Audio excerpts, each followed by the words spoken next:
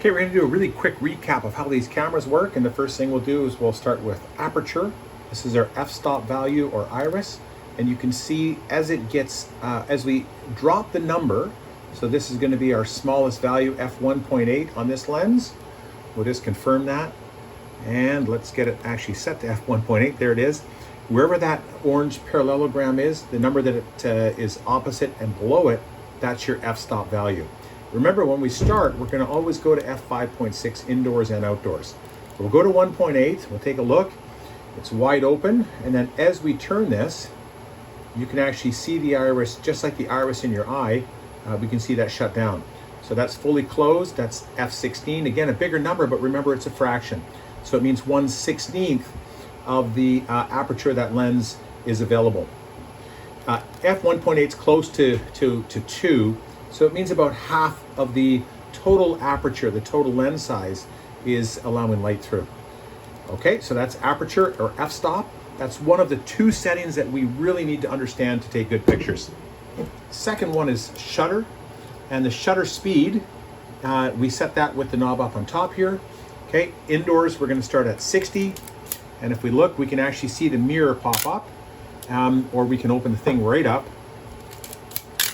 And if we open it right up, we can actually see that shutter opening. So I'm going to set this to a really small value. Again, it's a fraction. We'll set it to 2, which is 1/2 a second. And we can see that it opens up for 1/2 a second.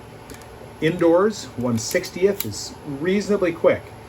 This is about the slowest that you can go handheld.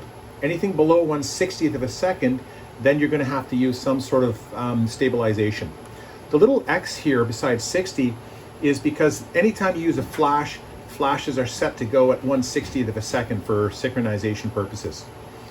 Outdoors, we're going to go up to 1/250th. This is on sort of an overcast day, and you can see it's going to be very fast. Above that, 500th of a second, we're not even going to see it. We still have 1,000th of a second, which we could go, but that 1,000th of a second is so fast that you're not going to be able to see it at all. Okay, there's still a couple other settings on here, and obviously you're going to keep this closed. That's very important that the camera remains closed. But your light meter, you're going to have to turn that up. And the light meter, you simply push this button up, and then that light meter is on. Other settings that you're going to want to use here, you're going to want to make sure that you set your ASA properly.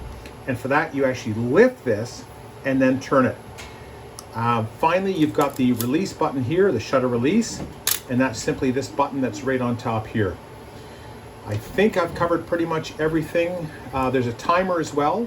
So if we wind the camera and we pull this down to about there, that's going to give us about a 15-second timer.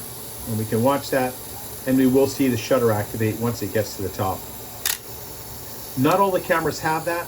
The SP1000s and SP500s don't have a timer. I'm not sure if you're necessarily going to use it, but it's really handy if you're doing a self-portrait.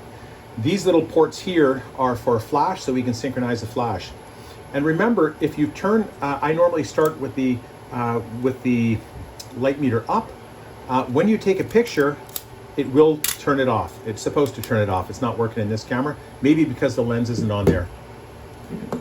But don't forget to turn your light meter off, otherwise the battery is going to dissipate a lot more quickly. Okay, let's turn it on and see if that works, and it still didn't work. So this particular camera, you do have to turn the light meter off. This number here gives you an indication of how many shots we've taken, and when you open the camera, it does reset that value. Over here, we can set this to whatever film we've got inside there, and so Pancro probably makes the most sense. That's our black and white film. It could be on empty once you take the film out, but I'm just going to move that dial over so it's there. You don't have to set that. You're going to know that there's film in there if you've got it over the weekend. Okay, that's everything. Hopefully the cameras work for you. Over and out. Don't forget good composition. And don't forget to focus. Okay.